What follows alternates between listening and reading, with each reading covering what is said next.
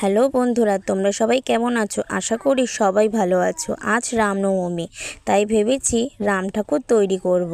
ছোট থেকে কোনো দিন ঠাকুর কি পুতুল কোনো দিন বানাইনি, আজকে এই প্রথম তৈরি করছি। প্রথমে ভেবেছিলাম মাটি দিয়ে লাড্ডু তৈরি করব। তো লাড্ডু শুধু থাকবে, তাই মনে করলাম রাম ঠাকুর তৈরি করলে কেমন হয় মাটি দিয়ে। আমার সাথে সাহায্য করেছে আমার জায়ের মেয়ে। ও আমাকে বলেছিল আমি বেশিক্ষণ থাকতে পারবো না, তো যেটুখানি ছিল সেইটুখানি সাহায্য। তো দেখো বন্ধুরা, আমি কিন্তু মাটি দিয়ে অলরেডি পদ্মফুল বানিয়ে নিয়েছি আর মাটির ওপরে কাঠি দিয়ে দিয়েছি। এরপরে রাম ঠাকুর তৈরি করার প্রস্তুতি নিচ্ছি। আজ সকালবেলা মর্নিং ওয়াক করতে গিয়ে এক বাগানে মাটি দেখতে পাই। তো ওখানকার একজনকে দেখতে পাই, সেই কাকুটাকে জিজ্ঞেস করি আমি এখান দিয়ে মাটি নেব। তো উনি বলল আমাদের জায়গা নয়। তো যাই হোক, একটু মাটি নিতে আর অসুবিধা কোথায়, তাই উনি বলল বলে আমি ওখান দিয়ে একটু মাটি নিয়ে নিলাম। আজ সকালবেলাও আবার মর্নিং ওয়াক থেকে এসে মাটি এক জায়গায় রেখে ভালো করে মেখে রেখেছিলাম, যাতে জিনিসটা ভিজে যায়। জল বেশি করে দিয়ে ভিজিয়ে রেখেছিলাম।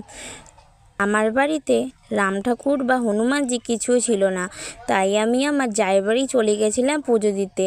লাড্ডু নিয়ে পুজো দেওয়ার জন্য প্রস্তুতি নিয়েছিলাম। তখন মনে করলাম যে না, তাড়াতাড়ি করে পুজো দিয়ে নিয়ে আমি মা ঠাকুরটা তৈরি করার ব্যবস্থা করি।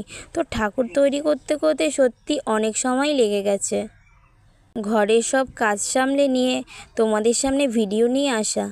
একটু তো রাম ঠাকুরটা ছোটই লাগছে, ভেবেছিলাম একটু বড় করব, তো সেটা হয়নি।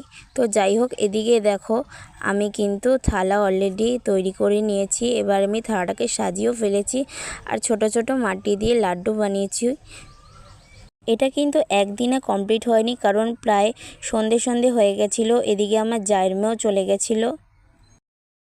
এবার আমি পেছন দিকটা তৈরি করছিলাম।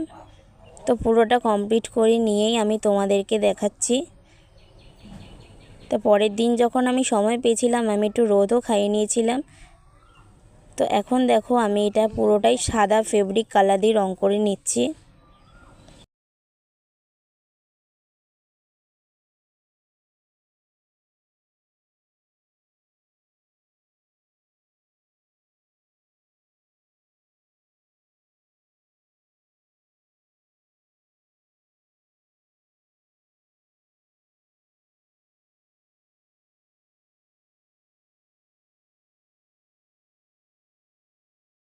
এবার আমি পদ্ম ফুলটা গোলাপি রং করে নিচ্ছি।